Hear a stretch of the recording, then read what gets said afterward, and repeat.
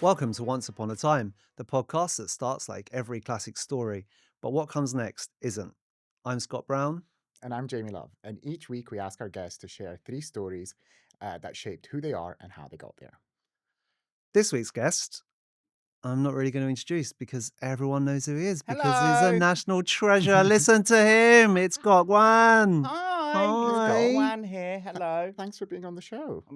Thank you for having me. Apart from it is 5 o'clock on a Friday afternoon, So we know what's happening. Yeah, you could have absolutely have chosen a better time of the week to choose pub time. Well, I think you've been drinking because this is Wednesday when this goes out. Thank you very much. It's actually Wednesday Yes, because morning. no podcast in the world is ever pre-recorded. Ever. It's all live. All live. It's Thanks all for having me on. lies. Thanks for having me on. Thanks for having us. And we start the show every Glad you time get with the Jamie. same question, which is, what is your story?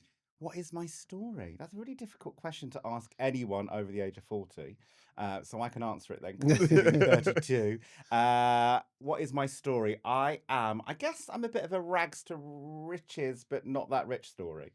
Council estate, gay, fat, mixed race, bullied, all of a sudden, like kind of make it into the media and kind of blow up very, very quickly. That's a synopsis of what happened, and obviously quite a lot in between. But I guess it's your typical fairy tale story. I guess you go from I am, I suppose the makeover that I do every day.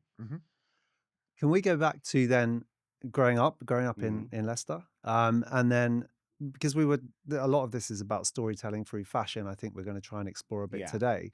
And we will go through your three book choices as well. But Shall I go through your outfit as well? we can do. Yeah, At the perfect. appropriate time, we absolutely can. When we So I stop recording. To probably, be clear, Scott is one of my best friends, so I'm not just being really mean to the person that does this podcast. well, equally, he takes me shopping and picks outfits to make me look like Thank a you very much. I wanker. was hoping we were going to get to that point. It's like, you He look never like... you pick pays an this one? invoice, Jamie. Did you pick this one? I did not pick that one. Otherwise, I wouldn't have a job, Jamie. Let's talk about then, how does the boy from Leicester who grew up in a Chinese restaurant Yeah. suddenly become like a fashion icon and the Okay. person who everyone's looking to style them, Yeah. like blowing up on TV? So I guess family is at the heart of everything that I've ever done. I'm very, very close with my family. They had a small business, family run in Leicester in the 60s, 70s, 80s. And I was born in 1974. So I was born into the restaurant. We weren't really kids. We weren't really children. We weren't really brothers and sisters. We were colleagues. We were born into a business. And it was brilliant. It was the most amazing childhood anyone could ever wish for. We didn't have many rules other than, making sure we were at work on time. And I'm talking at a tender age, at a young age. And my first ever memory of the restaurant is working in at front of house with my brother. My brother's probably around 5. I'm probably around 4. And we're both dressed in tuxedos and with dicky bows. And it was our job to be the mascot of the restaurant. The cuter we were, the more pissed the customers got. The more pissed the customers got, the more money they spent. And so we were a marketing device for my mum and dad, which sounds terrible. Like shop girls, yeah, basically. yeah. We were shot girls. Oh my god, we were shot girls. And it sounds awful, but actually it was brilliant. It was amazing because I learned so much about people. I could socialize at a really young age because we were put in front of the restaurant. And yes, we were still going to school and we were still doing all of our academia, but we weren't doing anything really what young kids do. We didn't go on holidays. We didn't really play out. We didn't do stuff like that. We were at the family business. And that carried on for years and years and years and years until I guess I was about 13, until I started to find my own independence slightly. And I knew that I wanted a life away from the family, but I hadn't had all of the training that a normal kid would have. I didn't, it makes it sound like I couldn't socialize with other kids, but of course I could. But I was so used to being around adults and grown up people and talking about grown up things. I mean, at the age of 10, I knew how to sell a bottle of wine to a table, which it sounds terrible now, but I did. I knew how to upsell at a table. Those kind of skills I incorporate now. Yeah. All of that stuff. And so life was great up until about 13, until I decided I didn't want to be part of the family unit. And what I hadn't realized was the restaurant and my mum and dad and brother and sister, there'd been such an incredible blanket around me, and it was so thick that no one could really get in. Everyone in the world was a massive intrusion, until I suddenly thought, oh, actually, I've got to stand on my own. And when you're suddenly around a bunch of kids who have got opinions and that are bigoted, that are prejudiced, all the stuff that teenagers are, when they're learning their own politics, their first politics, I found it really difficult, really, really, really difficult. And as a result of that, I was quite heavily bullied because I guess I let it happen. When you're going to school. When I'm at school, Mm. and it wasn't kind of your Hollywood style bullying. It wasn't like take you into the bathroom and put your head down the toilet, because by which time I'd grown massively. I was working in a Chinese restaurant. We had free Chinese food for 13 years. You can imagine, my ass had its own postal code. It was enormous. But I was a big guy, so no one could really attack me physically, Yeah. but emotionally, using words and stuff, it was psychological warfare, and Yeah. it was quite intense. And I didn't talk to mum and dad about it because I couldn't really, because I don't think they would have understood. I didn't talk to my brother and sister about it, and so I kind of did. I guess I went inside myself and I did the one thing that felt very natural, which is I gave myself a makeover. And that sounds ridiculous, but I did. And I remember leaving school at 13-ish, the last day of the summer holidays, and I said to myself, I'm not going to go through this again. I remember having this conversation with myself. This is not happening anymore. And I said to my mum, Mum, can you take me shopping? And she said, yeah. And we went to Next, of course. I was 13 and it was the 80s. And she bought me an Aran jumper and a pair of cream chinos and a pair of brown brogues. And I had my hair cut like Lisa Stansfield. It was very hot at the time. It was gelled down with a massive kiss, like the biggest kiss curl you've ever seen in your entire life.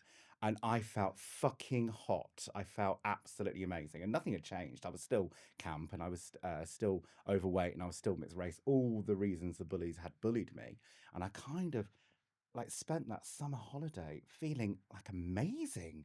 It was phenomenal. And I walked into school on the first day in September, and no one could fucking come near me. No one could touch me. I mean, it was literally, this was probably the first Hollywood moment of my life, is that people kind of stopped in the hallways and in the playground and staring, going, who the fuck is this person? Like one of those And Hollywood films where you just come yeah, back from no, a break and like, literally, it was like Clueless. I was Mr. I'm imagining Silverstone. slow-mo, Yeah, like it fan. it kind of felt like that, and I didn't know what I'd done. I didn't know what a fucking makeover was.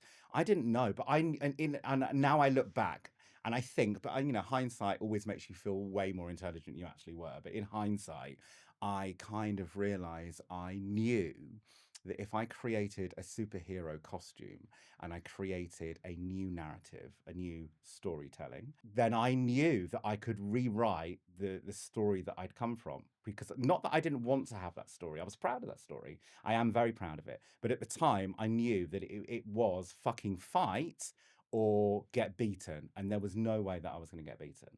And that really, those moments in my life, amongst other things that happened after that, really shaped the person who I am today. there are a few things you could have done at that time. I don't know, be less camp, lose some weight, all of those different Yeah. things that were available. But you chose to, this is what I need to do. I need to change my costume, as it were, and put on this superhero thing. Where did that come from? Because up until then, you'd been working in the restaurant, and Yeah. so where did it I become a think it was fashion I thing? think it was instinctual. I grew up in I grew up in a Saturday night. And it was back in the 80s where people got dressed up to go out for dinner. Mm. The women looked incredible. Their hair was done and the makeup was on, and their, fancy dresses. My mum used to get completely dolled up. It was like Dallas in our restaurant. It was amazing. And I remember the power of that. I remember people feeling amazing when they went out. And clothing isn't just about, yes, it's a multi-billion-dollar industry. And yes, it can be very fickle, and it is materialistic, 100%. But also, fashion and beauty and how we present ourselves is also probably your biggest once upon a time. It's probably your biggest storytelling, because it's a way of telling people a million different things about who you are without saying a single word. It's very, very powerful. And I guess instinctually, I knew that if people couldn't objectify my character. If I had objectified it, if I told them this is my story, then I guess I knew that it would have a positive effect. I didn't know what the effect was going to be.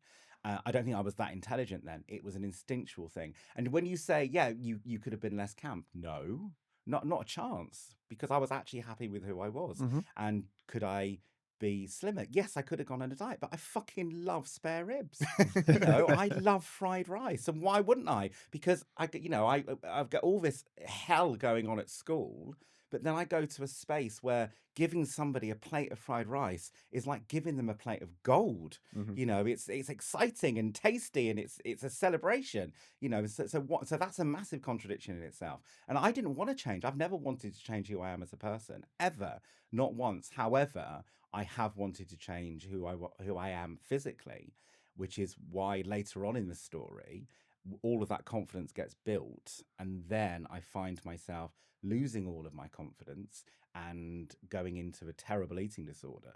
You're on TV at this stage that we move to Mm, now, Yeah. which I move into, but, like, then you take that moment of confidence that you found for yourself and put this into a TV show that then is just so successful because everybody else has been searching for that kind of confidence that you found? Um, I would love to say you were right. I don't feel like I can take that clout, that responsibility. Because when House Look Good Naked came about, I'd already been working as a stylist, and so I was established. People knew who I was. I was working really, really hard, and I had a career. And then all of a sudden, House Look Good Naked comes along, and that comes along from a mistake audition. I auditioned originally for Trinny and Susanna's jobs. When they leave the BBC and go to ITV, the BBC calls me in. I didn't get the job. I knew then I didn't want to work in TV. I work in fashion. I love music. That's what I do, kind of thing. And then all of a sudden, wind had kind of got around the media that I think this is what happened. It must have done, that there's this ballsy guy who looks unusual and, kind of speaks his mind and is not afraid of the camera, because I'd been to drama school, which is the bit that we've missed out. Mhm. Anyway, We'll come back to that. yeah. We jump And around. then, so I auditioned for a daytime program, and it was all about swapping clothes. And it never got commissioned because they just commissioned Deal or No Deal with Nell Edmonds. And he took every single daytime slot at 5 o'clock. And my show was supposed to go into that. And I was thinking, like, yeah, it's all right. I didn't really want to do TV anyway. And then my tape got passed down to prime time, and they just started working on a format called Naked, and it was never called House Look Good Naked. And the bosses had talked about it and said, well, we've auditioned this guy. He's good on camera and he talks his mind. He knows what he's doing because he works in fashion. Give him a go. And I did a taster tape for them, and it kind of just fit. And when we first started filming the first series of House Look Good Naked, I worked with the most incredible team of producers: Colette Foster, Kissy Walsh, all these amazing people.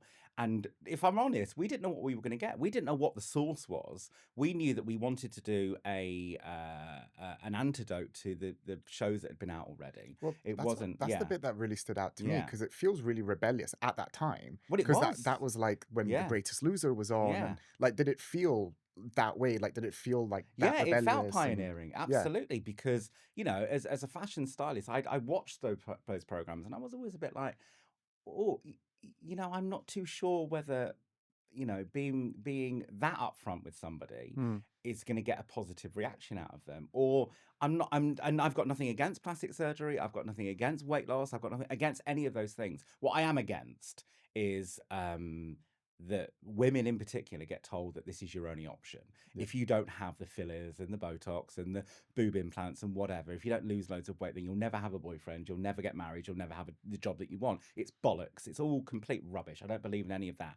But and even though these programs weren't saying that, they kind of fed that dream. yeah. And then How to Look Good Naked came along, and it was like, can you? And it was an experiment. Can you teach somebody to love what they see in the mirror just using clothes as a small vehicle, and the rest of it would come from having fun Hmm. and tactility and holding them and telling them about my story, I guess. Mm. By which time I was very, very thin. I was at the end of my eating disorder, and so I looked very, very different to how I look now. But I also could tell that story. I also was able to turn around to you, to any woman that I was working with, and say, when you look in that mirror now and you cannot fix a stare on your reflection, when you talk about your body with such hatred, is as if you would live anywhere but in your body. I know what that feels like, and Mhm. it's kind of all right. You're allowed to be that honest, and it was that changed the program. But we didn't know we were going to get that, because I didn't know it was in me. I'd never done that ever in my private life, and I'd never really spoken about my weight loss journey. Yeah. Mm. Um, uh, and then so that's how it happened. So I don't think that we were fully responsible, but I like to think we were a spearhead for that new moment in time. We were part of the zeitgeist, and it was, okay, then is there a different way of doing this? I guess from your own journey, so you had your eating disorder. Yeah. Was that obviously before you started filming How to Look Good Naked? Yeah. So the confident Gok that suddenly had looked like Lisa Stansfield. If Lisa Stansfield and Kung Fu Panda had a baby, then that was me. That is me at 13. Then all of a sudden, it all goes tits up. I become the aggressor. I am the loud one. I'm like, fuck me, this feels great. All the attention's on me. And I didn't become a bully, but I became the character that I'd created became much bigger than me. It was way bigger. And I started fucking up at school. I was really naughty. I got booted out at 15 and put on an extended work experience, which was just working in mum and dad's restaurant. So it was no different from a Friday and Saturday night. I was like, quid's in. But you just do it on I'm a getting Tuesday. paid now. And so I miss all of my GCSEs. I haven't got any qualifications whatsoever.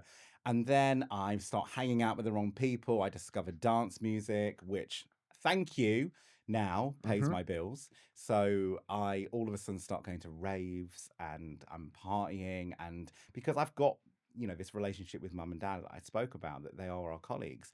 If you turn around to your colleague and said, right, I went out last night and got shit faced, they're your colleague. And so they're like, okay, then as long as, fine, brilliant, just don't let it interrupt your work. That's kind of mum and dad's parenting technique. As It long was as you're on like, time for your yeah, shift, it's all exactly, cool. exactly. Go and pack the prawn crackers. Exactly. You're fine. And so I kind of got into the wrong crowd, but then at the same time I was coming out, and I was in this very, very kind of, we used to call them townies. I don't think you're allowed to say that anymore, are you? I don't know. Kind of a scally world that I was in.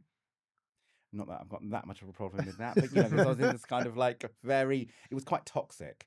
And there was lots of aggression in this whole scene. There was lots of, kind of doing stuff that you shouldn't do and whatever. And I was caught up in it, and I was coming out. I knew I was gay, which is where actually my first book Yeah, well, I comes was going to into come to this. that in a sec. Yeah, which is Prick Up Your Ears from Joe Alton. Mhm. And my sister, who is a massive academic and brilliant and clever, and one of my idols, she had this book.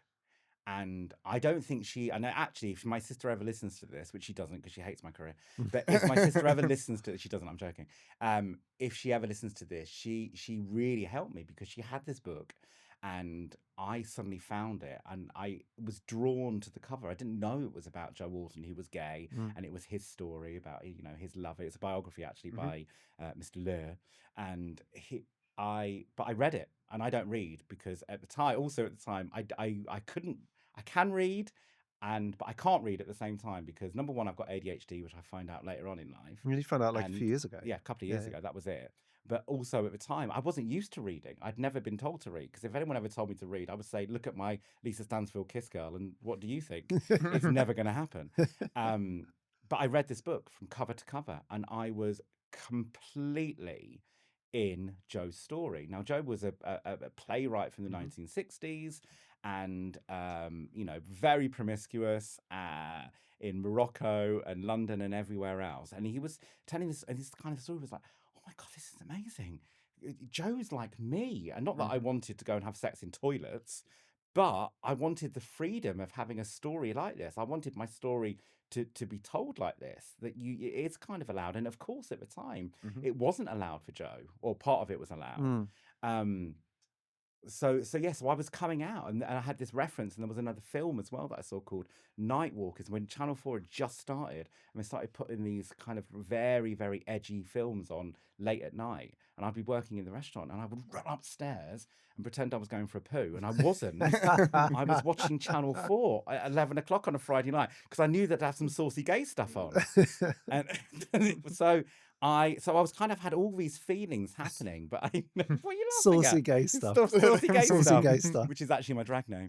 Um, so I was coming out, but I was in this very, very toxic towny world of kind of raving and clubbing and stuff, and I didn't feel that I could come out, because if I did, all of a sudden I would go back Mm. to being 13 again, Mhm. and I would be surrounded by people that wouldn't accept me, that had told me all of that stuff. I'd somehow managed to forget, between Lisa Stanfield and 16 now, I seem to have forgotten about the queer, faggot, pufter, bender, shirt lifter, chink, all of that stuff. Mm. I seem to have forgotten all about all that stuff.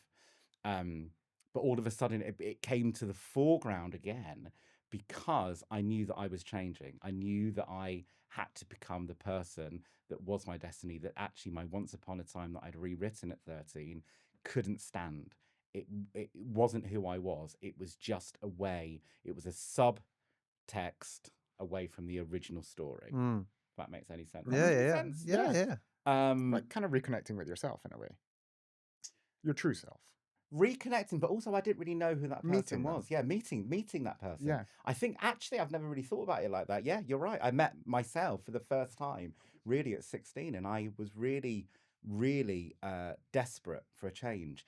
And at school, the only thing that I'd done well in it was drama, because I was able to play anybody but myself. I Yeah. was given a character, and I found it quite easy to do. Mm. And so I walked into a college in Leicester, and I stood at the front of a ballet door, and I don't know why it was a ballet. It was the office of the lecturers was off of the ballet studio, and I stood in the doorway. And her name was Dee McQueen. She changed my life, and she was my lecturer. But I stood at the door and said, "Save me, help me."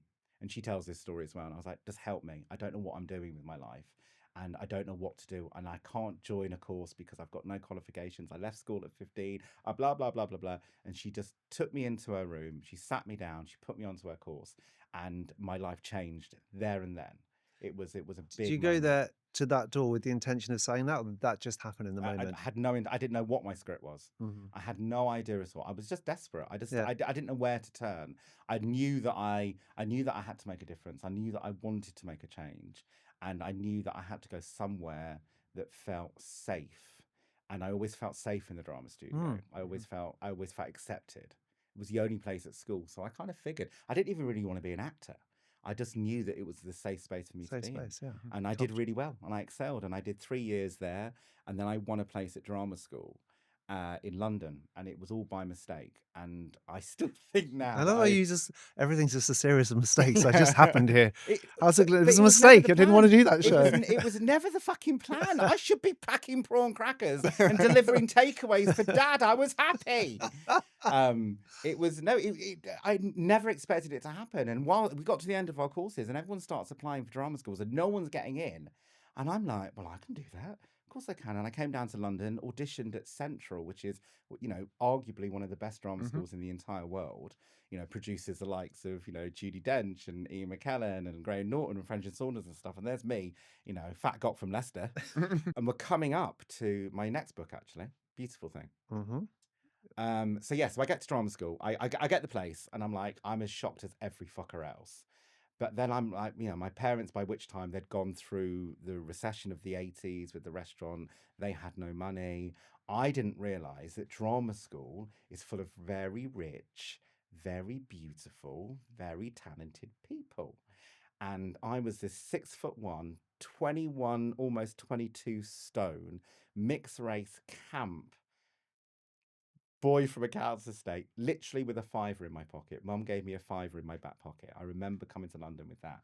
I had a bed sit in Kilburn where the sink and the kitchen was under. I had to leave my one room, which was about the size of a rug, literally. So much so that the wardrobe was nailed to the wall because there was no room on the floor for What, it. like levitating? Yeah, literally. And my kitchen was across the hallway, and it was the cupboard underneath the stairs that the landlord was like, fuck it, we'll just put a kitchen in there and you can have that. But this was 40 quid a week with bills, right? So I could afford it. So I'm there in this, but I'm like, okay, but I'm at drama school. So, but I hadn't realized that everyone is like fucking beautiful. I couldn't believe how beautiful everyone was. And I couldn't believe how talented and how educated they were. And they talk of Sondheim and Keats and Shakespeare and whatever. And and by which time I hadn't lost my accent. You know, I got from Leicester. Yeah, nice to meet you. Really happy. Literally. And I remember standing on the steps of the beautiful steps with all of the alumni from Central on the steps. I was with my friend Lydia, who I'm still really good friends with now, and I beat my chest with my hands. I don't know why, but I did. And I remember feeling my boobs move. And I beat my chest, wobble, wobble, wobble. And I said to myself, I'm going to look like everybody else. Because if I look like everybody else, therefore, I will be like everybody else. I'll be just as clever and just as beautiful and just as rich. I mean, the kids were arriving in Porsches at Mm, college, you know, and I'm having to walk back to my bedsit because I didn't have enough money for a tube, mm. you know. And so, but I remember doing that. So again, this whole kind of makeover thing had happened again. And I stopped eating at that point, and I just stopped eating. And I was taking shitloads of laxatives, and I made myself really, really poorly. And within 9 months, I'd lost half my body weight, and I Oh my was God. painfully ill. And the moment that I left Central, so I was only there for 9 months, and I stood. We were doing a show for the Minack in Cornwall, and it was the end of year for our every year. That's what the students did, and we were doing this show, and it was called Under the Sea or some bollocks. And I was a lobster, obviously. So I remember being dressed Please tell with me you these. remember your Yeah, no, lines because I exactly. want to hear I them. remember being dressed, not in full costume because I hadn't been fitted yet, but I had the claws on me. I had these massive, giant claws, right? And I remember just turning around and saying, I'm leaving this shithole. And I took my claws off and I minced out of that college and I never went back in again. This is a true story. And I went back home to get better. And I'd given myself the second makeover of my life. And there is a book actually that got me through it, which is called Beautiful Thing by Jonathan Harvey, Mhm. which was originally a play. I saw it when I was back in Leicester at college in my happy 3 years. And we all went to go and see it as a college. And from the minute this play started, it's like the world did not exist. I was lost in the language, the relationship of the characters. Uh, I had a connection with it because it's all based on a council estate, and that's the world that I came from. It was a love story, and I didn't realize that gay people loved each other. I thought they just had sex, Mm. but no, they actually fall in love. And when Jonathan wrote this book, or wrote this story, and then at the end of the show, I bought the script. So this is a book, as far as I'm concerned. Mhm. And I read it over and over and over again. And when I got back to Leicester from Central, that book saved me. It gave me hope. It made me feel like I was normal. Mhm. It gave me a space to go to. By which time it also been turned into a film, and so the film, and I pretty much know the script off by heart still. And I've spoken to Jonathan about it as an adult and told him how much it changed my life. I Mm. went on Mastermind a few years ago, and it was my subject, and I didn't win, and I was horrified. But I was saying to Jamie earlier, we're similar age, and that film and book was at a really important time in our gay lives, Yeah, alongside with Queer as Folk, which came out a little yeah. bit before, And My around the Beautiful same Laundrette. time. Yeah, yeah, exactly.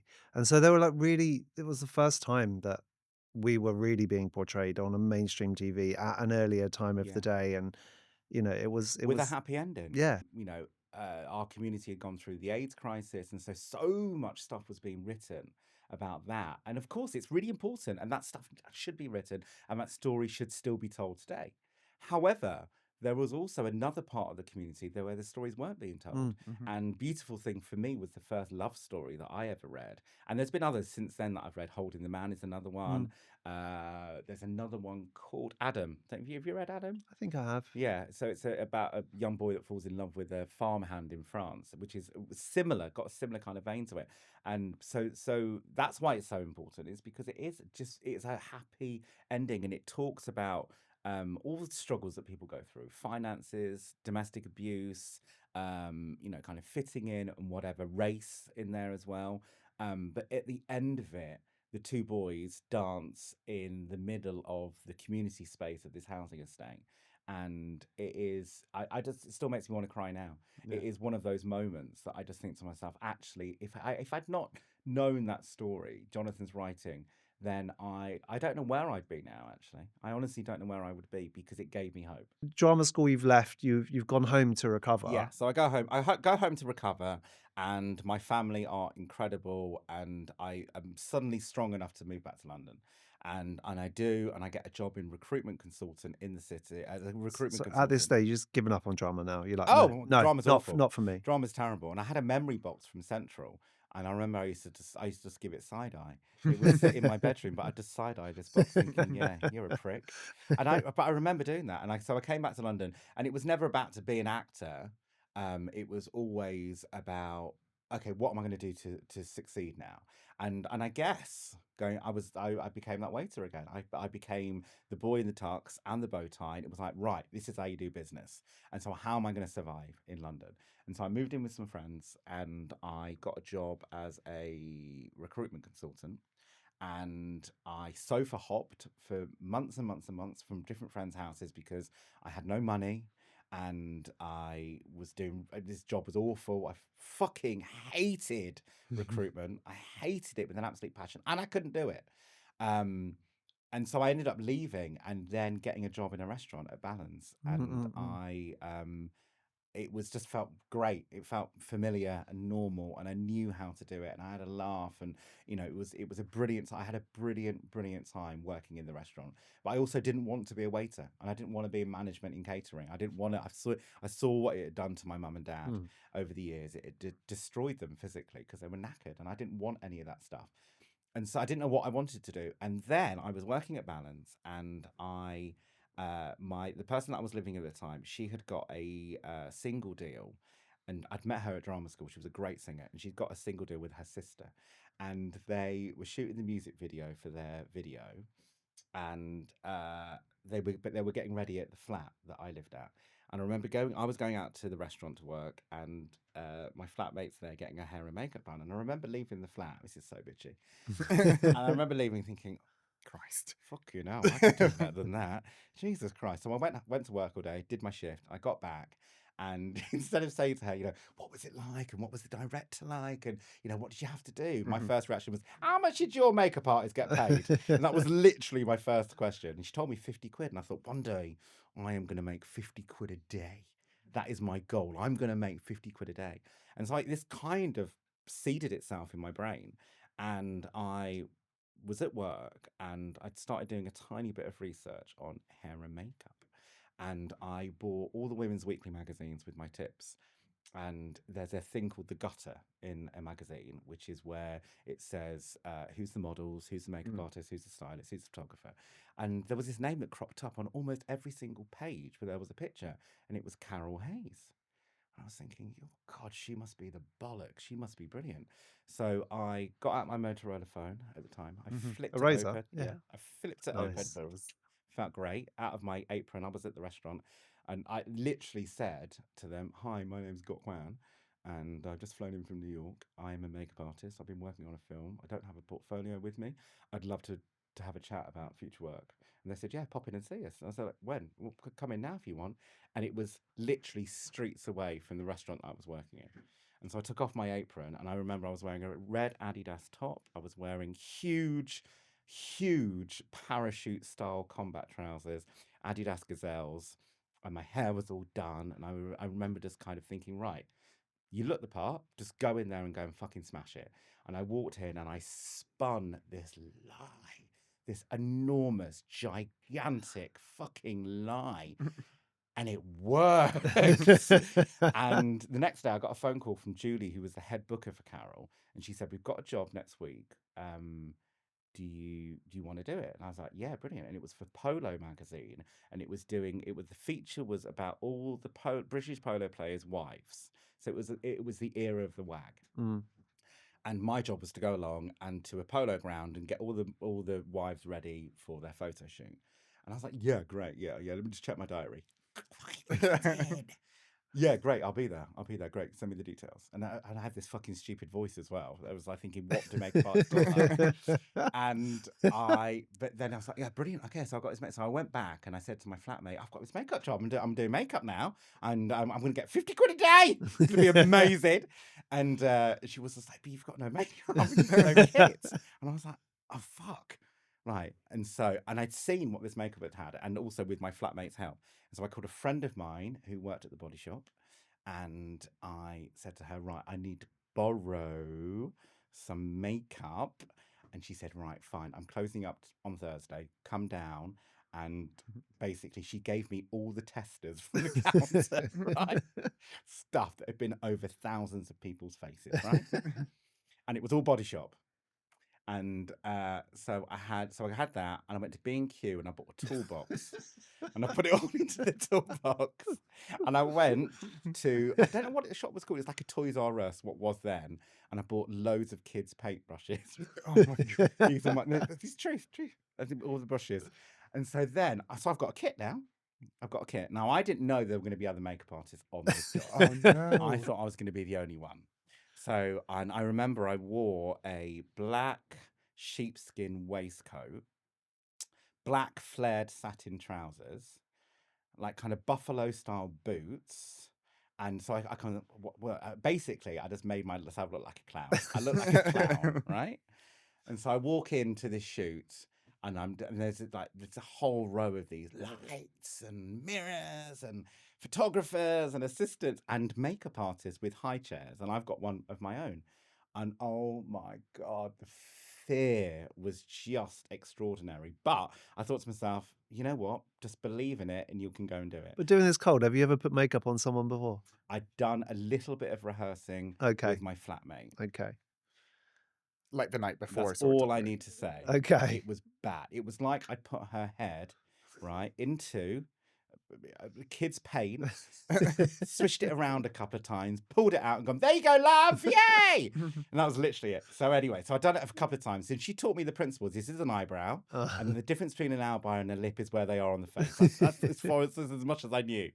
So anyway, so I started doing this makeup, and I'm looking around me, and these makeup artists, I've got Clinique and Chanel and Dior and whatever, and I've got Body Shop testers, and I couldn't get all the labels off, right? So a lot of them have got tape on them, like bits of crisps and stuff. It's disgusting. It's so vile. Someone else's false eyelash stuck inside. Exactly. So I start doing the makeup, and it was so hideous. I mean, they had an orange line where their jawline should be. Where I didn't know what fucking blending was. I didn't know. Yeah, I just thought you put foundation on and you paint it on. It looked like geishas, right? It had that clean line.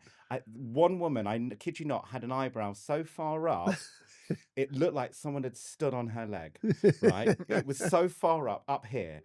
But I did it all. But there was a weird thing happened, which is they all felt really beautiful because I was chatting to them. And I was making them laugh, and I was, talking to them about their lives, and and all the other makeup artists were like concentrating and doing a brilliant fucking job. Their makeup was exquisite; it was beautiful. Mine was pantomime makeup, but my girls swanned onto set. They were there. I mean, they thought they were supermodels, and there was something in that, and so I started. I was a makeup artist. All of a sudden, I was a makeup artist, and I was getting readily booked, and I was teaching myself. And by which time I got quite good, I knew what I was doing. And some new makeup. And some new makeup.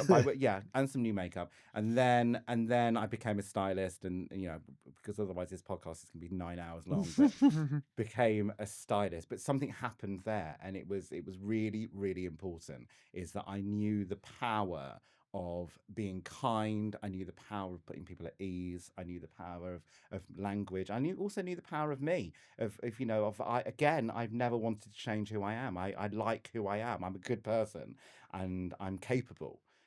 Even if I can't do the skill that I'm being paid for, I'm still capable. I'm still able to do parts of it, and that was the next bit. And Carol's still your agent to this day. And Carol's still my agent, and she didn't know that story until I wrote my autobiography Oh, in really? 2009. And so she's been my agent since those early days, all the way until now. And I told her, and I said, Dolly, I call her Dolly, Dolly, this is what happened. And I read her that chapter, and she was crying with laughter. She went, "Oh, I never fucking liked you from the beginning." That was literally her response. Right, so fashion. We're in fashion now. So Yeah, should we move fashion. on to your third book? Yeah. So my third book isn't actually a book. So I've given a collection, which was a collection called Bedtime Stories from Victor and Rolf from 2003.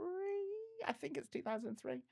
And it was, I remember seeing this collection go down the Paris catwalk, and it was these beautiful models with crazy hair. And this is before I worked in fashion, by the way. So Okay. I remember seeing it. And I remember, and basically what Victor and Rolf had done, they told this, it was all about intimacy. It was about how do you tell a story about the most intimate part of our lives, which is the bed. And in their words, it's where we rest, it's a safe space, it's where we sleep, it's also where we make love.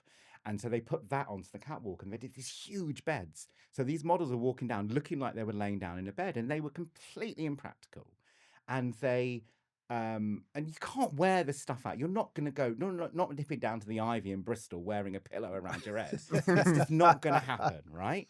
But I remember seeing this collection and being transfixed by it, of the story behind that, and understanding the power of language through visuals, the narrative that comes with clothing. And it didn't sink in until I became a stylist, until I understood that, giving somebody a sense of being, a place to be, what they're wearing, the permission to wear it, the courage to wear it, all of the things that a stylist does. I didn't realize that actually it was exactly the same thing as Victor and Rolf had done on that catwalk. They had given an interpretation that was in their head. They justified it as their collection. They put it out, and they had shocked the fashion industry. And I wasn't part of the fashion industry, but I was still shocked.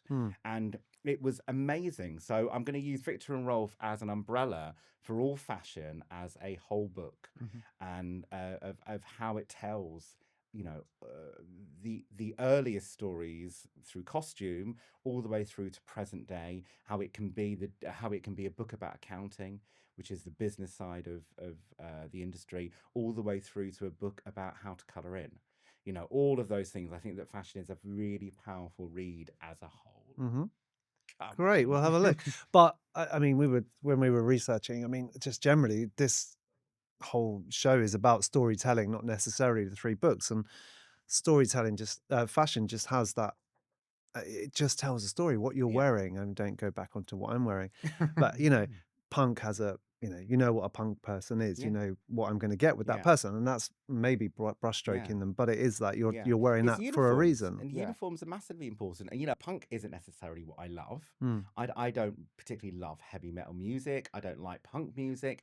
But do I appreciate it as a style? Absolutely. I appreciate it as a subculture. I appreciate the amount of effort that goes into explaining who you are by what you're wearing. And we all do that every single day. My job as a fashion stylist is to be the narrator. It's to tell that story. I think we're running short on time, so I've barely I'm started. gonna So then what happened? I'm gonna put you on the spot and say, like, I reckon you should come back and do the music side of your career another I time. would, but I didn't enjoy this. Okay, We'll pay 50 quid. Okay, I'm back. you're 50 quid a day. We can do 50 quid a quid. day. Thanks for having me. Thank you so Thank much you. for spending You're time with welcome. us. It's been Pleasure. great. So much. I've loved Thank it you. talking about me. Thanks. If you've been inspired by Gok's books, they're now available on our website, uponatimepod.com. And thank you so much for listening. Don't forget to subscribe wherever you listen to your podcast, and you can follow us on social media at Upon a Time Pod.